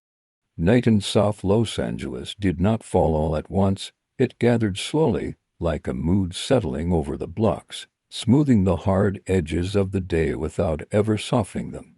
The heat left the pavement in waves. Storefront lights flickered on behind metal grates. The last of the daylight drained out of the sky, leaving the power lines in silhouette, and the streets washed in a sodium orange glow that made every parked car look more secretive than it had an hour earlier. Music leaked from passing vehicles and open windows. Somewhere a television laughed loudly through a screen door. Somewhere else a couple argued in law-worn voices that suggested they had been having the same fight for years. On one corner a woman shifted her weight from one heel to the other and watched traffic with the practiced stillness of someone who had learned how to make herself visible and unreadable at the same time. On another block a man hosed dust off a driveway and paused whenever headlights moved to slowly down the street. Life did not stop at night in these neighborhoods.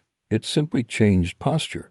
The darkness brought with it a different economy, a different set of calculations, a different kind of listening. It was in that world, in the narrow space between necessity and danger, that the incident began to take shape again and again, not as a single theatrical act of evil, but as a method. The terrifying thing about men like Lonnie Franklin Jr. is not that they move like monsters from a nightmare. It is that they move like men who understand routine. They understand what time the city grows tired, what corners become exposed, what kinds of desperation can be mistaken for consent, what kinds of women are forced to accept rides from strangers because the alternative feels just as dangerous or even more so.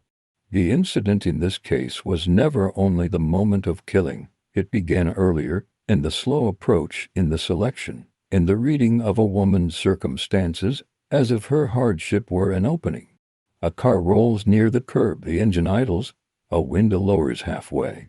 There is a face in the darkness, ordinary enough at first glance, calm enough, maybe even familiar in the vague way one neighborhood face resembles another when seen under bad light. No cape, no snarl, no signal loud enough to trigger absolute refusal. Just a man, just a voice, just a proposition shaped to fit the hour. Maybe she hesitates. Maybe she studies the car, the tone, the body language, the risk. Maybe she tells herself this will be quick. Maybe she needs money too badly to let instinct speak for long. Maybe she has taken rides before and survived them. That is one of the cruelest truths in this case. Survival teaches people to trust odds that should never have to be trusted. If danger has passed beside you 10 times without striking, the 11th time can start to feel survivable too. Then the door opens. Then the night closes around two people instead of one. Then the city loses sight of her.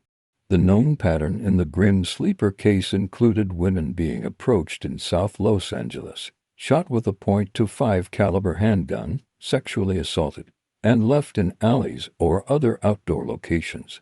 Franklin was later convicted of 10 murders, and the surviving victim, Eetra Washington, described being picked up, shot, assaulted, photographed, and pushed from a vehicle.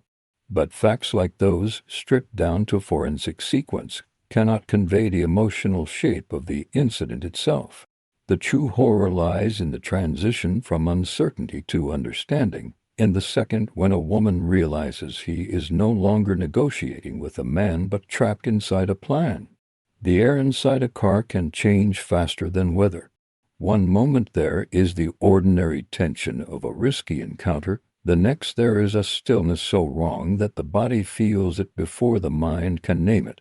A hand shifts, a voice flattens, a route changes, a door lock clicks with the weight of finality. The woman who has spent her life reading danger now understands that she has read too late. Outside, the city goes on, unaware. Red taillights pass through intersections. A bus sighs at a stop. Dogs bark behind fences. Somewhere someone fries onions in a pan.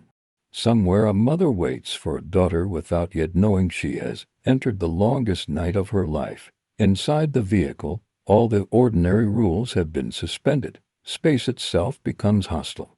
The seats, the dashboard light, the smell of the upholstery, the clutter in the console, every small detail becomes part of the trap. Franklin's violence, as reconstructed later, was not impulsive chaos. It bore the cold efficiency of repetition. He targeted women whose vulnerability he believed would shield him. He moved within a geography that had already taught institutions to be slow. He relied on isolation, on control, on the fact that a woman alone at night in a neglected part of the city could vanish from public concern far more easily than a woman from somewhere wealthier, whiter, better protected by the reflexes of the system. That is why the incident must be understood not merely as private cruelty, but as an encounter shaped by public failure before it ever began. The woman enters the car carrying everything that made her reachable. Poverty rides with her, exhaustion rides with her. Addiction, if it is present, rides with her too, turning urgency into something physical, something that pulses in the blood and narrows the horizon to the next hour. Shame may ride with her. Pride may ride with her. The desire to get through one more night without collapse certainly rides with her. The killer does not create those burdens, but he uses them, he counts on them. He studies them the way a locksmith studies a weak door. And then, when force comes, it comes with terrible abruptness. In Enietra Washington's account, she said Franklin shot her in the chest after she got into the car, and though she survived, her description revealed the methodical nature of the attack and the way he maintained control afterward. A gunshot inside a confined space is not only violence, it is disorientation made physical. It is sound becoming impact, impact becoming confusion, confusion becoming the collapse of every plan except the most primitive one. Stay alive if staying alive is still possible. To be shot and not die instantly is to enter a realm of pain and shock where time itself behaves strangely. Second stretch, breathing changes character. Thought flickers in and out. The body begins speaking in alarms louder than language. Yet even there, in that ruined moment, some part of the mind keeps watching, keeps storing details, keeps bargaining with the future. That is another reason the incident in this case feels so chilling. It was intimate without being personal. There is no twisted romance here, no spiraling argument, no messy emotional combustion. There is only domination, the deliberate reduction of another human being into an object that can be used, discarded, posed, hidden, or left behind. After the moment of violence comes the colder part, the part that reveals the killer's inner landscape more clearly than rage ever could. Rage burns hot and fast. This move with patience. The assault, the transportation, the disposal of bodies in public yet neglected spaces. All of it suggests a man who believed he understood exactly how much effort the city would expend on women like these, and how little. Bodies linked to the case were found in alleys, dumpsters, and other areas of South Los Angeles over a span of years, reinforcing investigators' conclusion that the same offender repeatedly used exposed urban spaces to dump victims. There is something especially cruel about leaving a woman in a place designed to erase dignity. An alley is a corridor of leftovers. It is where the city puts what it does not want facing the street. Trash bins, stained cinder block, broken glass, weeds pushing through cracks, the smell of oil and old food and wet cardboard, the hum of distant traffic. To abandon a body there is not only to kill. It is to say, this is where I believe the city will accept you. This is where I think your absence belongs. That gesture, more than any lurid description could, reveals the contempt at the heart of the crime, and then morning comes. Or, sometimes, not even morning, just the next set of eyes unfortunate enough to become witnesses. A sanitation worker notices something wrong in the geometry of a dumpster. A resident on the way to a car pauses because a shape at the edge of an alley does not belong there. A patrol unit is called. Yellow tape arrives. Radios crackle. Shoes scrape concrete. Flashbulbs pop. Someone writes down the time. Someone looks away and then forces themselves to look back. The city that did not see the woman alive now sees her in fragments, under procedural light, as evidence that transformation is part of the tragedy too. In death, she becomes legible to systems that had trouble reading her humanity in life. Yet even then, too often, the full force of urgency does not come. The incident repeats across years with a sameness that should have screened patterns sooner than it did. Women disappear. Women are found, families wait, search, pray, rage, collapse, continue. The weather changes, elections pass, children grow, the city renovates itself in other neighborhoods. And still, in the same broad region, women continue to enter vehicles, continue to trust because they must, continue to meet a man whose violence is hidden beneath the exterior of one more nighttime transaction. One of the hardest aspects of writing this section is resisting the temptation to turn the incident into spectacle. True crime often stumbles here. It slows the camera, lingers too long, and the mechanics of terror begins to borrow energy from the killer's point of view. But the incident in this story is most powerful when seen from the edge of the victim's perception and from the devastated emptiness left behind. Think of the instant before she gets in the car. She is still alive in the full sense of the word, still carrying all the unfinished business of being a person. She may be irritated, hungry, restless, cold and patient, embarrassed, determined. She may be thinking about money, a fix, a place to sleep, an argument she needs to settle, somebody she misses, somebody she hopes to avoid. She does not know she is standing at the lip of annihilation. Nobody ever does. That ordinary unawareness is sacred in hindsight. It is the final untouched moment before another person's calculation enters and destroys the structure of a life. Then imagine the people connected to her, elsewhere in the city, still living inside their own routines. A mother folds laundry, a friend smokes on a porch, a cousin argues with a boyfriend, a brother tells himself he will check on her tomorrow. None of them know that the incident has already happened or is happening now. That ignorance, too, is part of the incident, because murder radiates outward in delayed waves. The shot is one moment. The family's discovery of what it means lasts years. The city's reckoning, if it comes at all, lasts longer. The incident also includes the silence that follows. Serial killers depend on aftermaths that do not converge quickly enough. The woman is gone, but her absence must first pass through disbelief, then rumor, then scattered searching, then institutional delay. If she is found dead, the case enters a machinery crowded with other cases. If she is not found immediately, she enters the limbo where vulnerable women are too easily presumed transient, unreliable, self-erasing. Each delay stretches the killer's horizon. Each incomplete connection becomes part of the incident's success. In the Grin Sleeper case, investigators later said DNA and ballistics were crucial in linking the crimes, while for many years the offender remained unidentified. Franklin was not arrested until 2010, decades after their earliest killings. That span of time is not background. It is the echo of each incident, the measure of how effectively the violence disappeared into a city already trained to endure too much.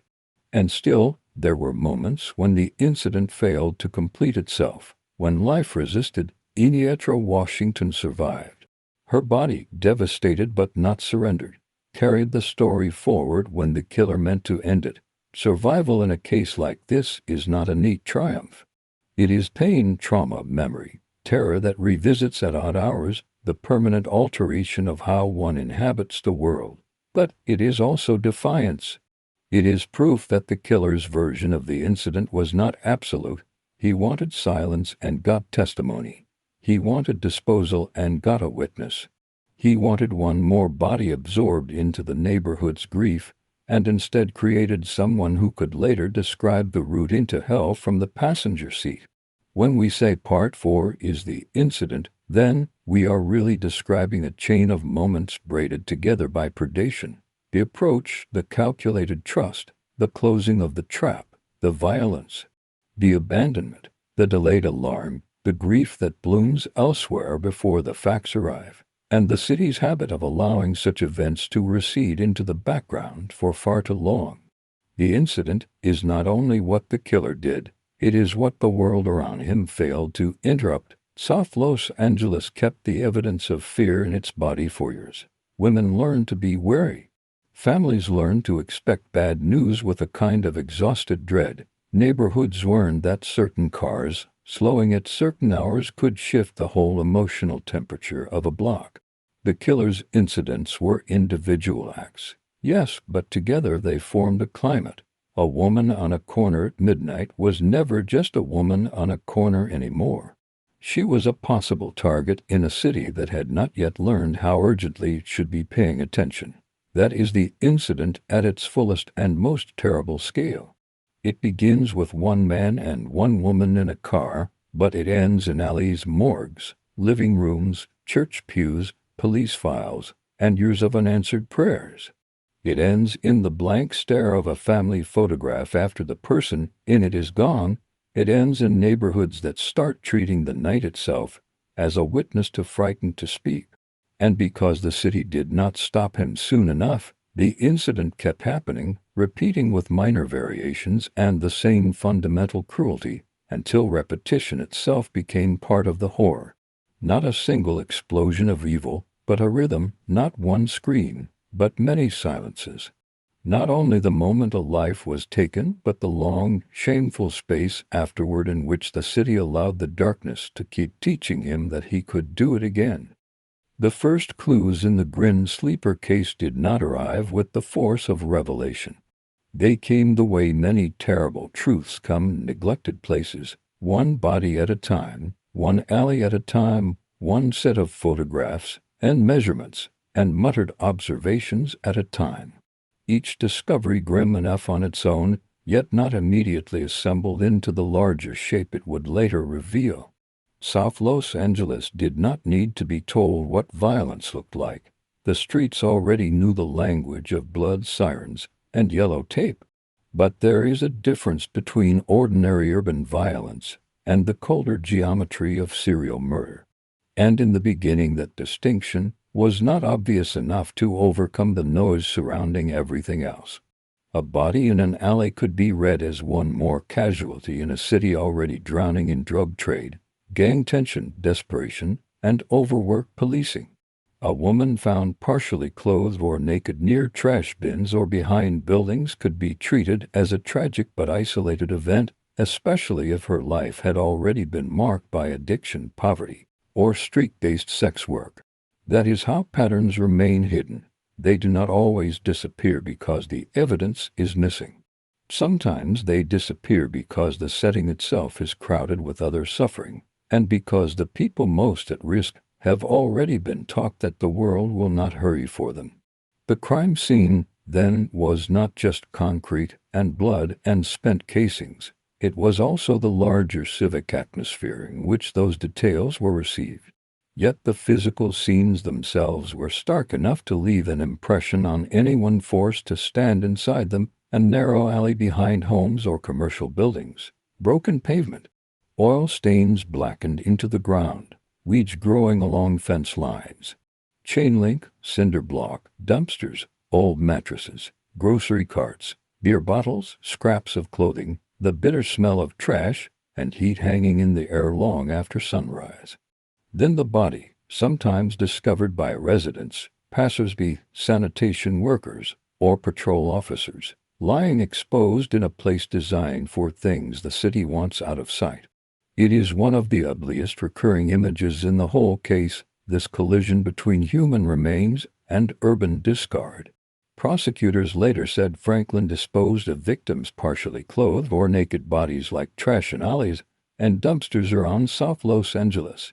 A phrase so blunt it feels almost obscene in its accuracy. L.A. County DA's office won, but the detectives and criminalists who first walked these scenes did not yet have the ending. What they had were fragments. A bullet wound often to the chest at close range, clothing disturbed or missing, signs of sexual assault in some cases, a location outdoors, public, and hidden at the same time. A victim whose circumstances might tempt the system to see chaos where method was already at work. The earliest known confirmed victim in the linked series was Deborah Jackson in 1985, followed by Henrietta Wright in 1986, and as more women were found, ballistics began to suggest something more coherent and more frightening. The same .25 caliber firearm appeared to connect multiple killings. By 1987, investigators had linked 7 victims to the same gun. Wikipedia too, that was one of the first real clues powerful enough to cut through circumstance. Ballistics has a harsh kind of poetry in cases like this.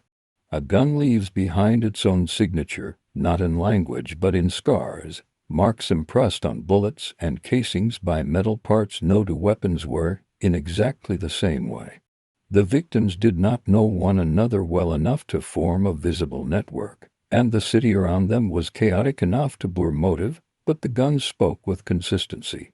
It said the same hand may have been here before. It said these women, found on different dates in different spots, might belong to one hidden story. It said that what looked like scattered deaths could in fact be a sequence. That clue mattered because it pushed the case out of the realm of generalized neighborhood violence and toward something more disciplined, more predatory, and harder to accept. If one man was moving through South Los Angeles selecting vulnerable women and using the same weapon, then the problem was no longer just a collection of unsolved murders. It was a hunter. Still, even a clue as significant as sheer ballistics did not solve the case. A serial murder investigation lives or dies on the accumulation of connections, and the early years of the Grim Sleeper case were marked by a painful imbalance. The killer had a method, but the system did not yet have enough traction. The victims were mostly black women from South Los Angeles, many struggling with addiction or survival on the street, and that context affected how quickly attention gathered around their deaths. The case later became notorious precisely because it exposed how serial killings can continue when victims come from communities that are marginalized and routinely underserved. Waiters 3. The crime scenes themselves reflected that marginalization. These were not manicured suburban lawns where every tire track would trigger political pressure. These were exposed urban spaces where evidence could be contaminated by weather, traffic, animals, garbage collection, or the simple abrasiveness of public use. Nighttime left its residue on everything. Morning heat altered what remained. Witnesses, when they existed, were often uncertain, frightened, intoxicated, transient, or skeptical that speaking up would matter. Yet clues kept surfacing. The recurring placement of bodies outdoors in South Los Angeles was itself a clue. It suggested someone comfortable navigating the area. Someone who understood which spaces offered temporary concealment without requiring remote travel. It suggested confidence, routine, and a belief that these neighborhoods would absorb another woman's death without immediate citywide alarm. The .25 caliber handgun was another clue, but so was victimology, the terrible science of patterning lives after they have been broken. Many victims shared vulnerability linked to addiction, poverty, and prostitution. That fact did not diminish them, but it did illuminate the offender's logic. He was not choosing at random. He was choosing where he believed resistance, witness reliability, and public urgency would all be weak. A predator's pattern is never only about taste, it is about risk management. Franklin's alleged method shows exactly that kind of calculation. He picked women the city had already half abandoned, then left them in locations that deepened the insult: alleys, dumpsters, strips of urban neglect where a body could seem, for one sickening instant, like part of the debris. The survivor's account would later sharpen many of these early clues into something more concrete. Enietra Washington, attacked in 1988, said she accepted a ride from a man who then shot her, sexually assaulted her, photographed her, and pushed her from the vehicle. Her testimony later gave investigators and the public a rare glimpse inside the mechanics of the crime rather than only its aftermath.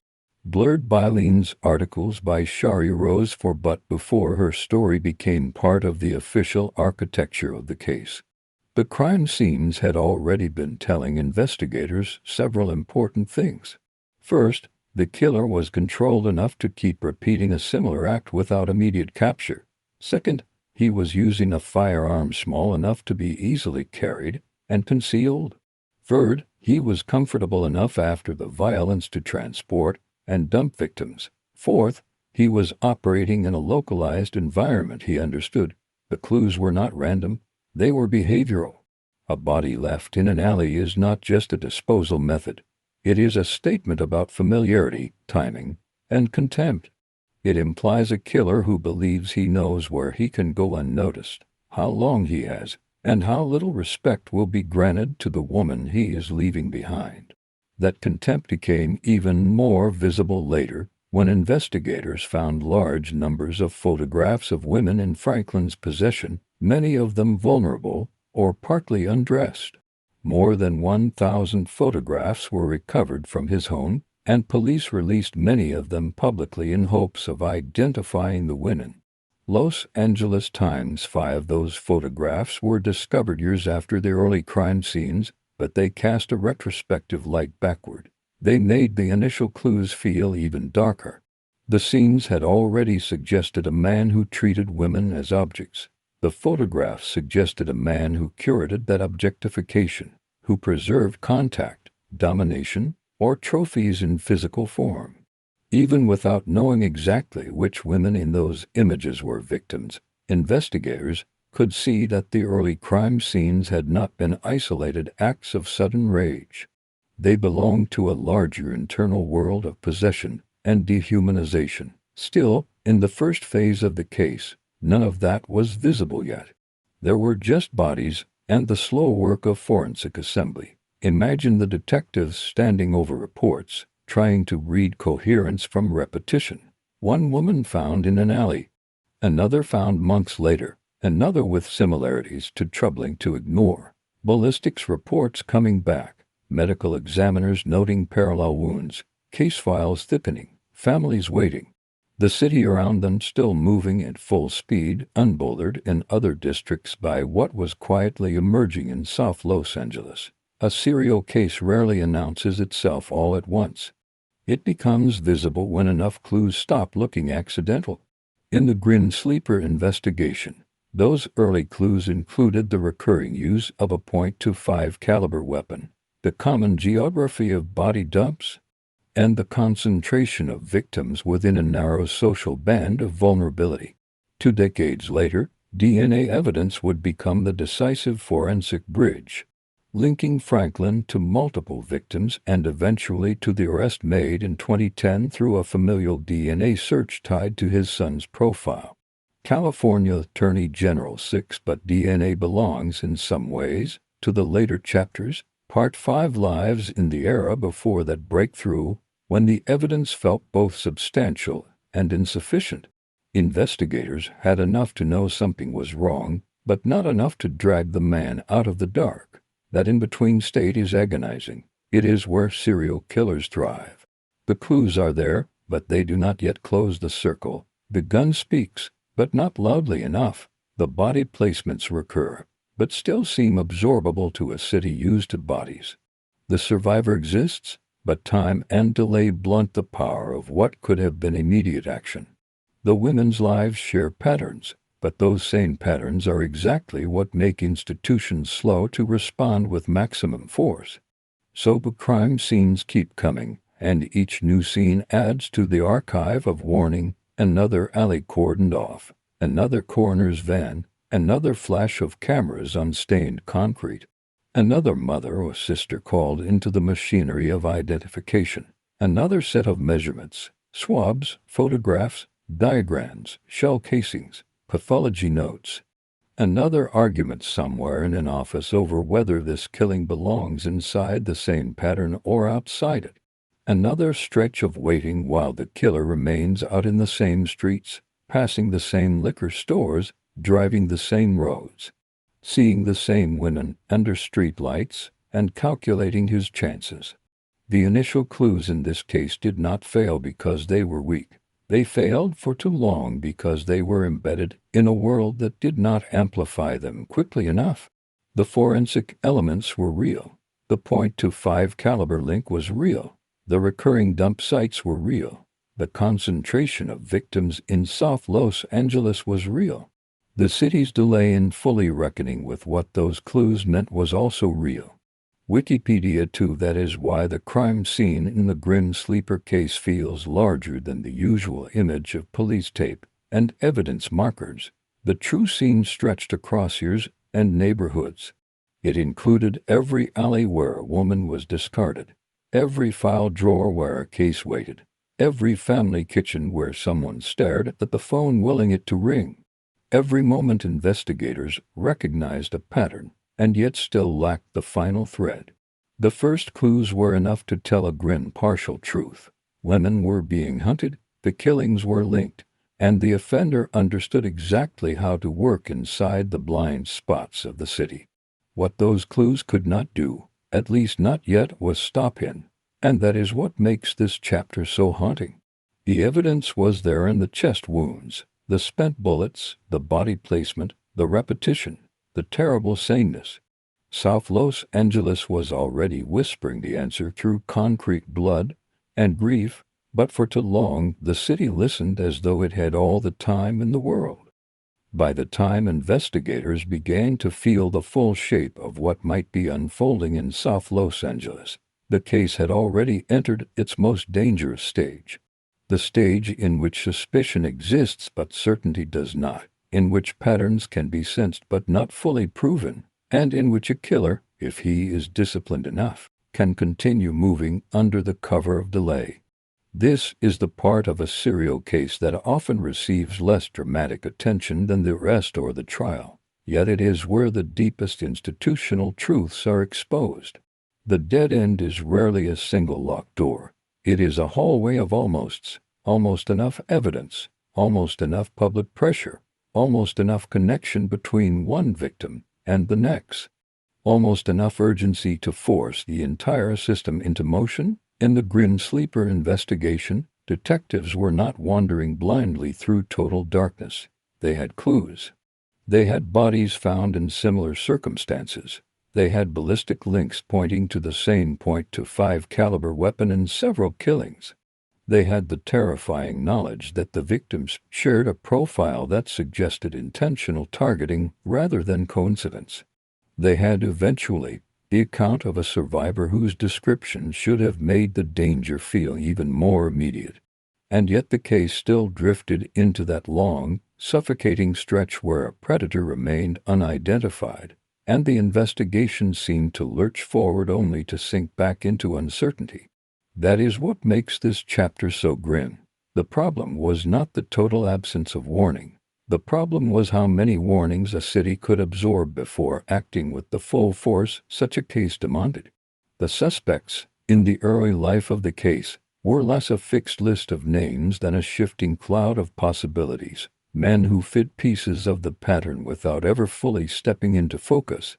In neighborhoods shaped by drug markets, prostitution, transient encounters, gang activity, and constant low-level violence, there was no shortage of men who could look dangerous from a distance. Women on the street interacted with strangers every night. Cars came and went. Men used aliases, vague stories, false promises, and familiar lies. Some were violent in ordinary ways, the kinds of violence women in these environments learned to anticipate with exhausted instinct. Others were merely opportunists or users themselves, forgettable enough that memory could not hold them clearly. When a woman vanished or was found dead, investigators faced not a neat circle of intimate suspects, but a chaotic terrain filled with passing contacts, fractured testimony, and people who often knew only first names, nicknames, faces, or vehicles glimpsed in bad light. The investigation had to move through a social world where anonymity was built into survival. Women protected themselves by staying unreadable. Men protected themselves by remaining undefined. Everybody lied a little. Everybody withheld something. Fear and distrust thickened every interview. If a woman lived partly on the street, her final days could be scattered across motels, corners, cars, apartments, alleys, acquaintances, and rumors. A detective trying to reconstruct her last hours was not following a straight line. He was working through static. That static produced suspects, but not the right one. One man might be known to have been violent with women, Another might drive a vehicle similar to one mentioned by a witness. Another might have a criminal record that made him easy to imagine in the role. Another might simply live near a dump site or move through the same streets at the same hours. Each possibility offered a pulse of hope, then collapsed under scrutiny. That is the first kind of dead end in a case like this, the suspect who feels close enough to touch until the evidence thins out and the trail breaks apart in the investigator's hands. The second kind is more corrosive. It is the dead end created not by one wrong man, but by the conditions of the case itself. In the Grim Sleeper investigation, the victim's circumstances complicated every step. Many of the women were vulnerable because of addiction, poverty, or involvement in sex work.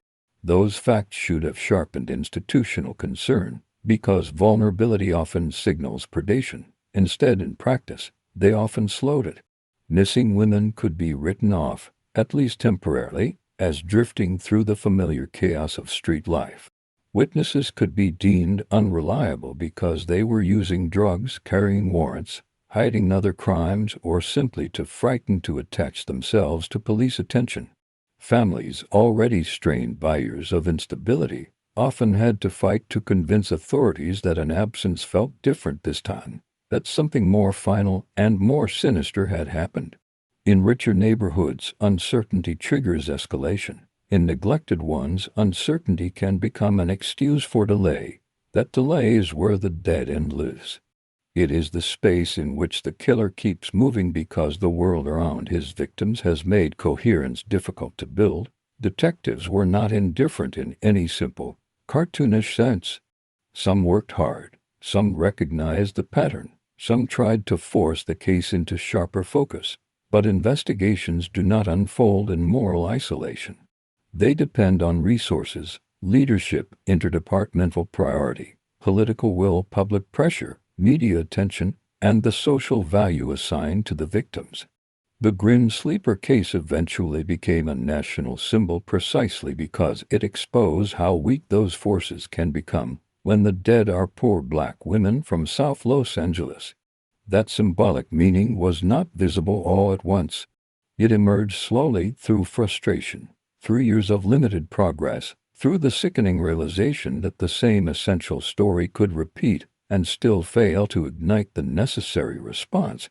At one stage, investigators came to believe that a single person was responsible for several killings that took place between the mid-1980s and late 1980s. Then the murders seemed to stop. That apparent pause, which later contributed to the nickname Grim Sleeper, created its own dead end.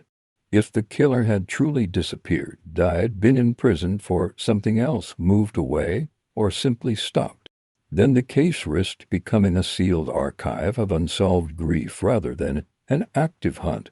A serial investigation cools in dangerous ways once time enters it. Witness memories harden into fragments. Physical evidence degrades or is boxed away. Personnel change. Detectives retire, transfer, lose momentum, inherit to many other cases. Families learn how to live around absence without ever escaping it. The city forgets what the neighborhood still remembers.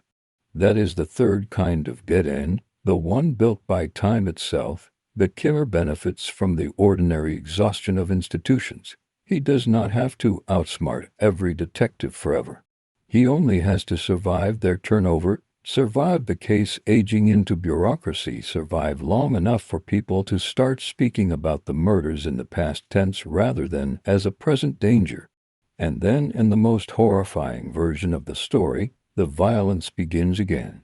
When later victims were found, investigators had to confront the possibility that the old case had never been over at all. Instead of relief, the supposed silence between killings deepened the dread. It suggested a man capable not only of murder, but of waiting. Waiting is a terrifying quality in an offender because it implies discipline, self-control, and an ability to live in plain sight while carrying a private archive of violence inside.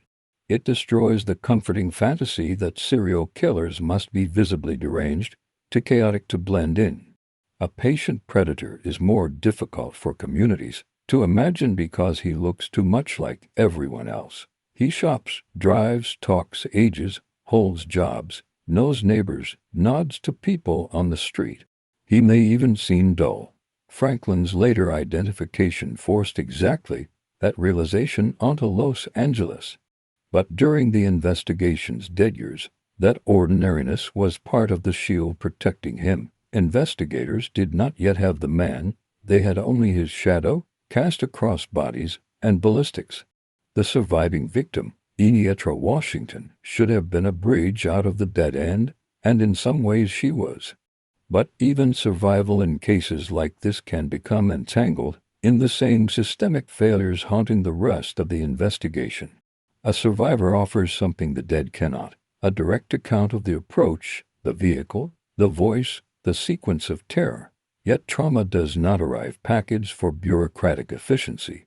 Memory after violence is fractured, sensory, and stable at the edges, painfully vivid in some places, and blank in others.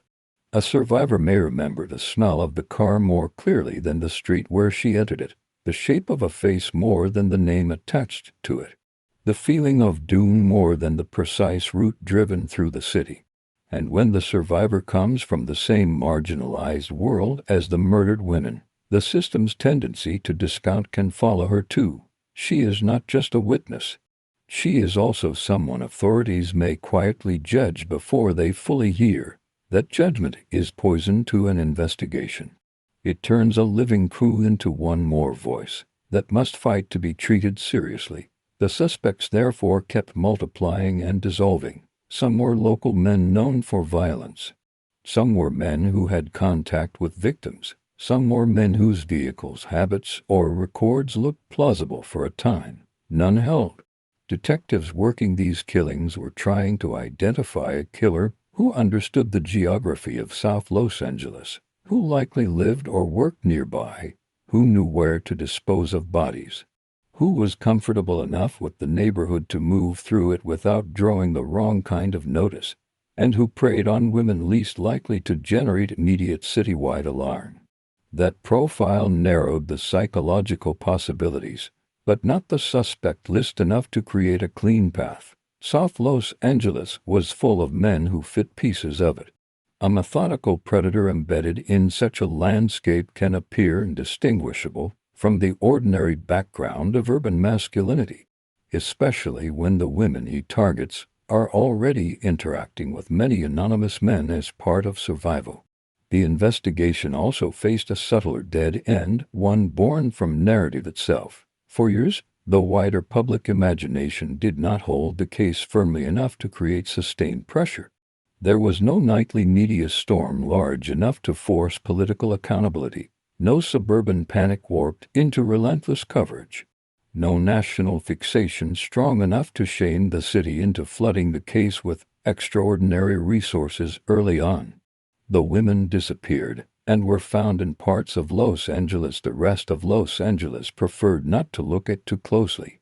That meant the killer was not only hiding from detectives. He was hiding inside the city's selective vision. By the time the name Grim Sleeper took hold, the nickname itself carried the bitterness of that delay. It implied not only a killer who paused, but a case that had been allowed to doze in public consciousness while families carried the full insomnia of grief. Dead ends in investigations are often described as procedural, but here they were moral as well. Every stalled lead was also a measure of how little collective force had gathered around the victims. There were technical limitations too, of course. Forensic science had not yet advanced to the point that later made familial DNA searches possible. Databases were less powerful. Cross-case linkage over long spans of time required more labor and luck. A single fingerprint or biological trace did not guarantee rapid identification the way people sometimes imagine after watching years of polished crime dramas. The evidence can exist and still remain unusable until technology catches up. That is another brutal feature of old serial investigations. Justice can depend on science, not yet available when the victims are killed, so the dead end became layered. Social neglect, unstable witnesses, victim stigmatization, time gaps between killings, technological limits, and a predator adept at blending into the landscape, all folded together into one long obstruction. And still, detectives kept circling. The case remained open enough to haunt them. The ballistic evidence still mattered. The geography still mattered. The survivors still mattered. The feeling that one man had done this did not go away simply because his name remained missing. That persistence is important. A dead end